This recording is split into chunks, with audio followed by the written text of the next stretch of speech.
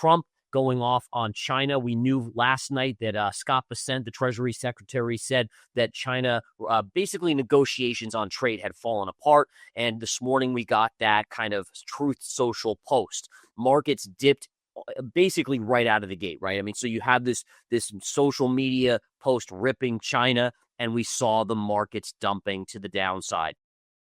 Bitcoin Zella stands out with its simplicity and clarity. We've crafted an experience that anyone can dive into, whether you're a crypto expert or just a new to the crypto world. Now guess who keeps his eye on us? The author of best-selling book Rich Dad Poor Dad, Robert Kiyosaki. And we want to take this opportunity and thank all the people who trusted us, and we read every comment. And the best part, it's free. Subscribing now means you will get all new information for free. Don't just follow the trends, stay ahead of them. Subscribe to Bitcoin Zella today and enjoy the new edge. Gareth Soloway breaks down crypto and Bitcoin's next big moves, charts, risks, and smart plays. Stick around to learn more. Bitcoin, this was a great call from the last couple days, guys. I highlighted to you in the game plan 2 days ago and then reiterated it yesterday that you had a wide range reversal candle and then you were making an inside bar bearish pattern. And then sure enough, what happened? We came back down. We broke down yesterday and we're pausing today. But we were as low as about 104,500 just this morning or in the overnight. Now notice where we are. See this high right here? Put a trend line right in there. See that? So this kind of consolidation here now becomes support here. So again, it was only a small bear flag, but you can see again, we talked about it right on this day, the inside bar pattern at 109,000. And, it was good for about $5,000 drop there on Bitcoin. Now it's at support. This is going to be a battle, the bulls versus the bears right here.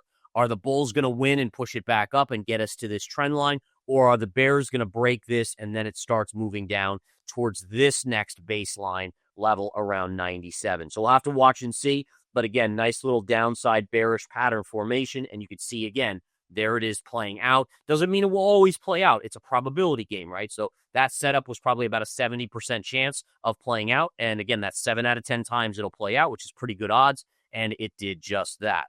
Next up, let's look at gold real quick here. Gold is pausing today, small pullback. Notice again, we have a downsloping trend line of resistance. If it can break through here, it should go back to its all-time highs. I still remain overall bullish on this chart, but it doesn't mean it can't retest this support level down here. So flat top, upsloping trend line, lots of support here around 31.50-ish, give or take. And again, we'll just see. Could this be a little bullish pattern? We'll see. I ultimately, again, will give the benefit of the doubt to the upside unless this breaks right here. Bitcoin could be gearing up for a rebound, as a major technical signal suggests the recent sell-off may be losing steam. Prominent analyst Ali Martins pointed out that the TT sequential indicator has just printed a bullish 9 on Bitcoin's 12-hour chart. This pattern often signals a trend reversal, hinting that Bitcoin's downtrend might soon flip into a rally. Martins believes the next target could be $105,000, a key level that recently turned from support into resistance. Backing this optimistic view, analyst Ted Pillow noted that Bitcoin price action closely follows the global M2 money supply when offset by 90 days. His model, which accurately predicted May's dip, now forecasts a potential surge above $125,000 by late summer. However, on-chain metrics suggest a brief pause could come first. CryptoQuant reports that demand is near previous peak levels, and whale accumulation has increased by 2.8% this month. Still, Bitcoin remains technically strong, trading above its key moving averages and holding steady near $104,680. So basically, the tariffs are back on for now. But the problem here, and this is now getting very hairy, right? Regardless of whatever you think about tariffs being good or bad, the fact that they could be rolled back basically puts the U.S. in a very weak position for negotiations. And that's not good. And it doesn't matter what position you're on. If you're in the U.S., you want a good negotiating, strong position. And so that's one of the kickers here that we have to be aware of. But ultimately, what we saw is the U.S. dollar initially, rallying on that news, then collapsing back down. And now we're getting a small bounce today on the U.S. dollar. Don't forget, again, your flagpole down and then your inside bar consolidation. And again, just simply put, this is a overall bearish chart development or pattern formation on the US dollar unless we can break above this line here, right? So that's around 102.20, give or take. It is upsloping, so it'll go up a little every day. But again, right now, 102.20. As long as we don't get above that level on a daily closing basis, maybe with confirmation, then the bias will remain negative. Next up, the 10-year yield, same thing, opened higher yesterday, came back in as things kind of rolled back and the markets faded. And today we're seeing basically no change in the 10-year yield here. Just very, very calm, nothing going on there. Now, NVIDIA yesterday opened sharply higher at around 143, and look at what happened, guys. Right off of this little high pivot right here, and it came back in. It still ended green on the day, but it certainly was not strong. And today it is trading slightly lower on the negative markets. All right. So again, part of the issue here was going into earnings. This thing had rallied tremendously because the earnings from NVIDIA were actually very, very good. I mean, overall, they were very, very good.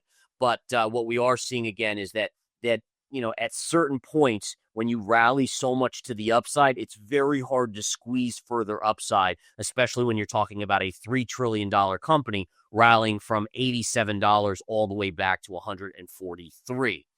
This morning, American Eagle Outfitters is falling on earnings. This is your daily chart flipping to your intraday. You can see it took a leg lower initially on earnings, consolidated in the after hours, and then is breaking lower this morning. That's quite a dip, guys. That again from a close yesterday at around 11.20. It's now trading at around 9.90.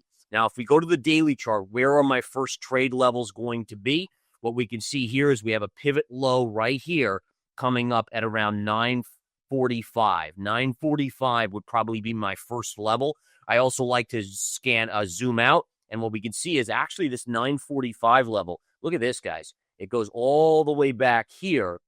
And we can see this is all the way down to about 9.25. So 9.45 to 9.25, there should be some support on American Eagle here.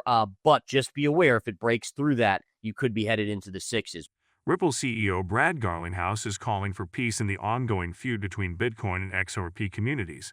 Speaking at the XRP Las Vegas event, Garlinghouse stressed that the crypto world is in the middle of a massive transformation, one that's rewriting the global financial system, and infighting is only slowing progress. His message came as tensions between the two camps flared up again, fueled by political snubs and policy debates. Things heated up after Senator Cynthia Lummis, now chair of the Digital Assets Subcommittee and a strong Bitcoin supporter, reportedly declined a meeting with Garlinghouse. In response, Garlinghouse urged Federal Reserve Chair Jerome Powell to advocate for all digital assets, not just Bitcoin. That stirred emotions on both sides, especially when XRP supporters unearthed an old tweet labeling XRP as a centralized joke. Adding fuel to the fire, Ripple donated the controversial Skull of Satoshi artwork, often seen as anti-Bitcoin mining, to a Bitcoin museum. That move upset many Bitcoin maxis who accused Ripple of undermining their ecosystem. Despite the drama, Garlinghouse remains clear. Crypto's future depends on cooperation, not conflict. He insists that success for one coin doesn't mean failure for another. In a time when new regulations are reshaping the industry, unity might be the most powerful tool the crypto world has. If you've been with us so far, a big thank you. Don't forget to subscribe for free to Bitcoin Zella for your daily news. The link is waiting below. That's all for today's crypto news. Stick around for more updates, insights, and analysis on cryptocurrencies. Share your thoughts in the comments, like this video, and subscribe for more exciting content.